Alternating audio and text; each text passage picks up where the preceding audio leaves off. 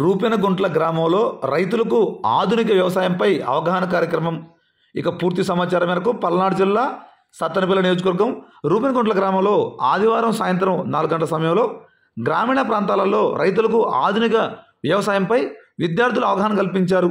ఈ సందర్భంగా ఆచార్య ఎన్జీ రంగా విశ్వవిద్యాలయం బాపట్ల వ్యవసాయ కళాశాలలో అగ్రికల్చర్ బీఎస్సీ చివరి ఏడాది విద్యార్థులు నగరకల్ మండలం రూపెనగుంట్ల గ్రామంలో సాగవుతున్న పైర్లు, వాటిలో సంభవించే చీడపీడల నివారణ, అధిక దిగుబడి పొందడానికి తీసుకోవాల్సిన జాగ్రత్తలపై రైతులకు సూచన చేశారు.